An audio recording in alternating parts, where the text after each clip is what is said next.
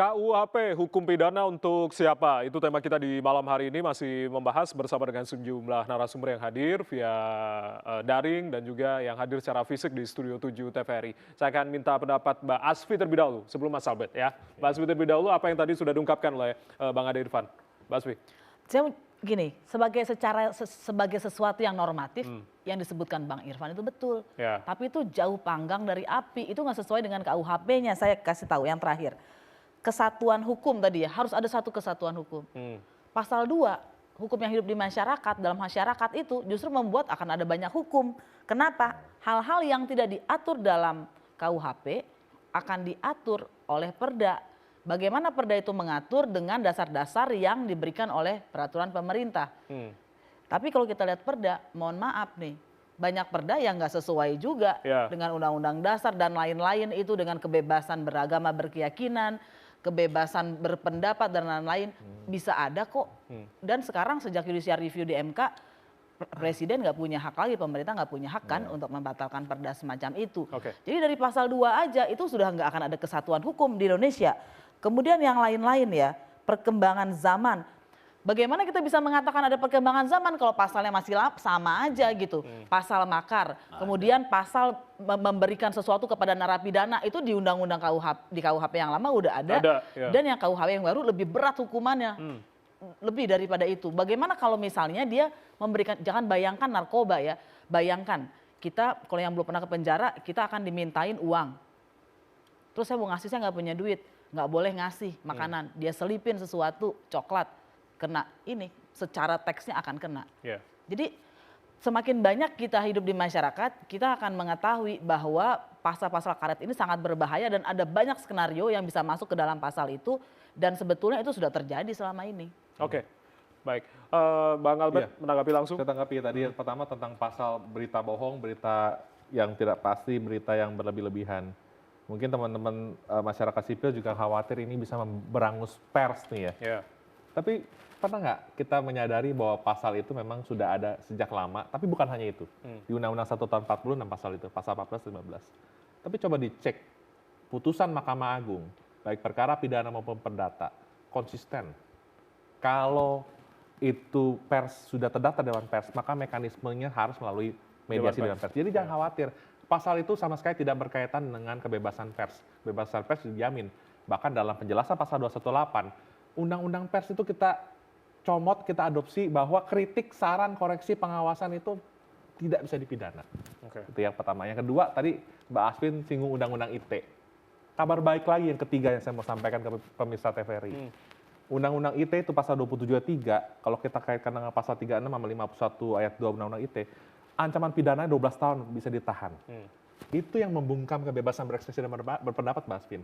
2728 juga ya? Iya, kita cabut ke dalam KUHP, kita turunkan sanksinya, bahkan diberikan tujuan pada umat pidana oleh buku 1. Supaya apa? Orang nggak takut lagi bersuara lewat ITE. Berarti yang selamat cuma pers kan tadi pasal itu saya berikan. Bagaimana dengan pers mahasiswa yang tidak pernah dianggap sebagai pers mahasiswa dan gara-gara memberitakan kekerasan seksual kemudian dikatakan ini berita yang tidak pasti dan dipanggil polisi dan berarti publik luas yang menyiarkan berita ya dengan blog masing-masing macam-macam, dia bisa kena juga dong. Karena dia bukan pers. Ada prinsip yang harus diperhatikan.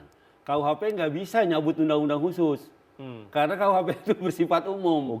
Artinya terkait dengan undang-undang ITE kalau mau diperbaiki ya dengan undang-undang yang sejenis. Nah, gitu, ini saya perlu luruskan pendapat Pak Fikar, izin senior. Jadi gini, undang-undang itu tetap bisa mencabut peraturan setingkat undang-undang. Jadi tidak ada lagi permasalahan antara lex specialis dan lex generalis karena ada asas lagi, Pak Fikar. Ini maaf bukan mengajari Pak Fikar. Lex posterior generalis non derogat prioris lex specialis. Ketentuan umum yang berlaku kemudian tidak menghapuskan sesuatu yang bersifat khusus kecuali dicabut dengan tegas, Pak Fikar. Jadi jangan khawatir itu dicabut. Justru kita kan mau beresin tadi kekhawatiran undang-undang ITE itu menjadi sapu jagat. Dan satu lagi, Mas, keseimbangan antara perbuatan dan sikap batin dari pelaku tindak pidana itu matters diperhitungkan dan pembuat di buku 1. Jadi kalau ada mahasiswa nih, ini dengar Widianto ya, ada yang menyebarkan berita atau apa segala macam berlebih-lebihan. Dilihat tuh sikap batinnya bagaimana meskipun ini delik formil. KUHP lama nggak lihat hal itu, Mas, makanya penjara penuh, Mas. Masa kita nggak mau beresin itu? Ya kan? Mas Albert, kita akan minta tanggapan Firdian. Firdian masih tersambung bersama kita ya? Tanggapannya Firdian? Ini mensernya Mattersport. Oke, ini saya balik lagi nanya ke Mas Albert tadi. Tadi saya belum sempat nanggepin jawabannya Mas Albert. Oke, pasal 118 memang punya penjelasannya adalah tadi harus ada gerakan yang terkesan kemudian pengen mengganti Pancasila dan seterusnya. Tapi betul tadi yang Mbak Asvin bilang, di dalam proses lapangannya ini kemudian terjadi kriminalisasi. Tadi misalnya aktivis bernama Budi Pego ditangkap karena memperjuangkan hak-hak rakyat di dekat ilegal tambang karena dibilang menyebarkan komunisme. Ini bukan hanya tentang kemudian penegakan hukum yang salah, tapi bagi saya ini cerminan bahwa kemudian perumus, pemerintah dan DPR RI masih tidak bisa kemudian berpikir secara terbuka dan modern dalam kemudian memberikan berbagai nilai-nilai intelektual. Salah satunya adalah bicara soal berbagai ajaran-ajaran yang seharusnya bisa kita bicarakan secara bebas dan juga legal tanpa harus ada ketakutan-ketakutan dikriminalisasi. Itu satu. Yang kedua, misalnya bicara soal masuk ke pasal penghinaan. Bung Albert di satu stasiun televisi bahkan bilang, tulisan Dewan Penipu Rakyat itu aja masuk ke dalam konteks penghinaan. Iya, memang. Ini aja udah menjadi satu hal yang kemudian perumusnya oleh ngomong gitu. Walaupun yang bisa melaporkan hanya ketua lembaganya, berarti konteksnya ketua DPR. Ya, betul. Tapi tetap saja, ini kan sebenarnya gini, ini jadi cerminan. Kalau misalnya bagi kami mahasiswa, negara, pemerintah dan DPR itu pengecut. Gak berani kemudian mengembalikan martabatnya, kepercayaan publiknya yang hilang dengan cara memperbaiki kinerja. Tapi caranya membuat orang diam adalah dengan cara kemudian memberikan ketakutan. Entah dipakai atau enggak ini pasal. Jelas ini bagi generasi kami menjadi hantu dan juga menjadi hal-hal yang menyeramkan. Dan ini kan pasal yang lagi-lagi tidak pernah ada publik atau masyarakat yang meminta. Kenapa kemudian negara kekeh banget sih pertahanan ini? Bagi saya ini jadi satu kepengecutan negara dalam mempertahankan pasal seperti ini. Ya, boleh saya Bang tanggapi? Abed, nanti dikit tahan dulu karena Bang Ade mungkin komposisinya Bang Ade untuk saya kasih kesempatan ini sebelum Mas Albert ini. Ayo Bang Ade, apa yang tadi sudah diungkapkan oleh Firdian, ini suara dari teman-teman mahasiswa yang merasa sedikit ketakutan gitu Bang Ade. Respon Anda.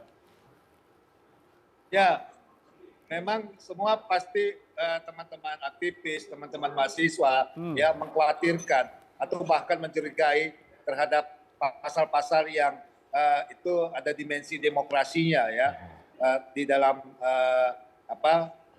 undang-undang KUHP ini gitu. Tapi kembali lagi ya Mas ya, tidak ada semua buatan manusia itu tidak ada yang sempurna. Ya, kita sangat menghargai, mensyukuri ya KUHP ini menjadi produk, menjadi pemikiran dari seluruh profesor-profesor yang integritasnya nggak kita ragukan lagi. Ya, siapa yang meragukan Profesor Muladi ya, yang sangat memahami pidana, Profesor Putih dan lain sebagainya lah. Gitu. Kalau kita melihat sudut pandang perspektif kita secara personal, pasti akan berbeda. Nggak ada yang sempurna gitu. Tapi paling tidak ya KUHP ini yang menjadi kita banggakan itu bisa menjadi produk hukum nasional pidana yang harus kita syukuri. Sudah 59 tahun kita menunggu ini loh. Ya, nanti ada bolong-bolong, ada yang kurang tepat. Ya, mari kita misalnya dalam turunannya kita perbaiki bersama. Gitu, ya. Perspektif dari teman-teman mahasiswa tadi yang disampaikan itu. Dari dimensi demokrasinya. Hari ini tim perumus melihatnya adalah konteks yang berkembang sebelumnya sampai dengan hari ini. Kedepannya bagaimana? Kan kita nggak tahu juga bentuk model penghinaan, bentuk model misalnya kriminalisasi yang dilakukan itu. Ya kan masih ada nanti KUHP-nya yang diatur. Bagaimana tata cara penegak hukum ya melakukan pasal-pasal yang ada di KUHP ini. Bagaimana misalnya peraturan-peraturan pemerintah yang harus kita bahas. Ya, yang jelas adalah tidak ada, ini bukan kitab suci. Ya, yang kesempurnaannya itu hakikinya ya memang dimiliki oleh Sang Maha Pencipta, Allah Subhanahu wa taala. Tapi ini produk manusia, ya wajar. Tapi paling enggak kita mensyukuri ini sebagai hukum kodifikasi hukum pidana yang harus kita syukuri. Lama loh kita menunggu nih. Masa dengan 1, 2, 3 pasal kita menunda-nunda persoalan-persoalan ini yang ada. Ini sangat dibutuhkan. Izin ya, masuk, ini ruang lingkupnya dimensinya pidana. Jadi orang-orang yang memahami Bang Ade, UU ITE juga kemudian di awal mungkin punya harapan Iya, yang sama. itu semua perkembangan. Tapi satu perkembangan pasalnya ternyata menelan zamannya banyak gitu. korban. Bagaimana kita bisa melihat ya kejahatan-kejahatan yang tadi di ruang lingkup ITE, di ruang lingkup cyber, bagaimana orang melakukan cacian, makian, penghinaan dalam ruang lingkup sosial media. Kan 10 tahun yang lalu tidak terjadi. Hari ini terjadi. Bahkan modelnya, caranya 20 tahun yang ke depan bisa berubah dengan hari ini. Nah, itu kan perkembangan dinamika perbuatan-perbuatan kejahatan pidana yang bisa terjadi. Ya, Pak Fikram, saya pikir memahami tentang bagaimana perubahan-perubahan kejahatan itu terjadi. Dari kejahatan konvensional menjadi kejahatan yang sifatnya modern. Nah, kita harus punya panduan. Panduan itu adalah dalam KUHP, Kitab Undang-Undang Hukum Pidana. Ya, perspektifnya harus dilihat adalah perspektif pidana, bukan perspektif tata negara, bukan perspektif demokrasi murni. Itu jadi harus melihatnya dari aspek itu. Nah, cobalah melihat ya ini kebutuhan negara, kebutuhan bangsa, bangsa Republik Indonesia, NKRI, bukan kebutuhan rejim tertentu, Mas. Oke. Gitu. Ya, kita paham. Nah, coba kita lihat seperti itu. Kalau kita berdebatnya nggak akan bisa selesai ini. Oke. Sampai bertahun-tahun kan. Bang Albert, 1 menit sebelum break. Baik, jadi gini, tadi yang saya dengar dari Mbak Asvin dan Firdian itu jadi lebih banyak kekhawatiran. Tugas kami sebagai tim perumus itu juga adalah memastikan bagaimana pasal ini sedemokratis mungkin. Kalau kekhawatiran dari law enforcement kita kawal sama-sama. Banyak cara menuju untuk pengawalan tadi supaya pasal-pasal ini tidak menjadi pasal yang ditafsirkan sepihak. Karena memang di penjelasan itu sudah semaksimal mungkin, Mas. Sampai tebal banget untuk memastikan nggak ada penafsiran lain. Tapi kalau ada kekhawatiran, kita rapikan. Terus tadi saya jawab ya tentang pasal 207 ya. Singkat. Itu pasal 207 justru kita rapikan, Mas Firdian. Dulu pasal 207 itu penghinaan penguasa umum, kekuasaan umum, badan umum, deliknya delik biasa. Justru dengan DPR kan saya bilang kan, kalau Anda mengatakan Dewan Penipu Rakyat itu memang menghina dong, Mas, bukan kritik. Tapi kan DPR nggak wajib menggunakan haknya untuk mengadu. Dan yang mengadu itu harus pimpinan lembaga. Ketua DPR dalam artian. Office boy tanpa mengurangi penghormatan office boy, nggak bisa lagi. Anggota DPR pun bahkan nggak bisa melaporkan. Tapi kan bisa kalau ada rapat-rapat kecil melapor ke pimpinan, begitu ke ketua. Mas itu harus, berarti harus ditentukan dalam rapat paripurna, Mas. Nggak bisa ketua DPR secara begitu. Artinya gini, demokrasi itu jadi gini, kalau maaf kata ya, ada wakil rakyat yang baperan, dikit-dikit ngadu, jangan dipilih, makanya gunakan hak pilih kalian dong. Berarti bisa dong ngadu ke pimpinan negara ini habis itu diproses gitu ya. Kalaupun pimpinan DPR pada akhirnya mengadu, Mas, kalau kita masih punya kepercayaan pada negara ini, terlepas bobroknya sistem peradilan kita dan sebagainya, bobroknya praktek hukum, kita masih punya Mahkamah Agung dan pengadilan di bawahnya untuk menguji apakah itu penghinaan atau kritik, Mas. Jadi sesederhana itu bedakan aja penghinaan. Menghina dimanapun juga nggak bisa dibenarkan, Mas. Mau pakai ajaran agama, adat apapun juga nggak bisa. Mas Albert. Kritik nggak apa-apa. Perbedaannya kenapa yang dianggap menghina? Oh gini, saya akan jawab Karena Dewan Penipu Rakyat bukan penghinaan menurut saya, itu bisa kenyataan. Tergantung perbuatan yang mana yang disasar terhadap Dewan Penipu Rakyat Mbak itu. Asvin, Mbak, saya jelasin dikit ya. Tugas DPR itu kan budgeting, legislasi, pengawasan. Kalau pada akhirnya dikatakan Dewan Penipu Rakyat, memang betul dalam salah satu stasiun TV saya mengatakan secara formil itu penghinaan. Tapi kalau DPR nggak ngerasa itu dihina, ya nggak usah ngadu, nggak apa-apa. Secara konten dia bisa benar. Dan orang masyarakat dihina akan kinerja pemerintah seperti itu misalnya sampai anaknya meninggal. Itu penghinaan yang luar biasa kan? Bukan, maksudnya gini loh, Mbak.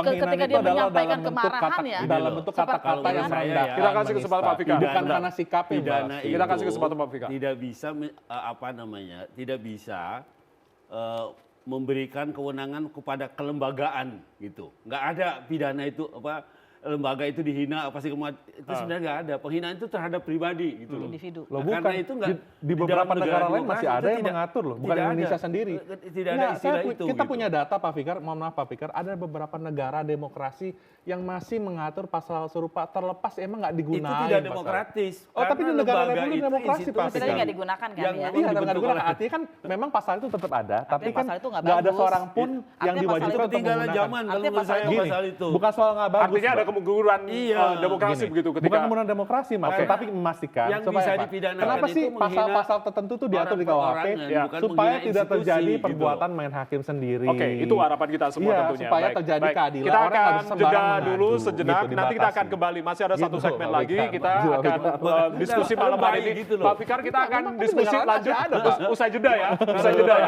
Usai jeda, kita akan kembali. Tetap bersama kami. Lebay itu. Masih ada, Bu.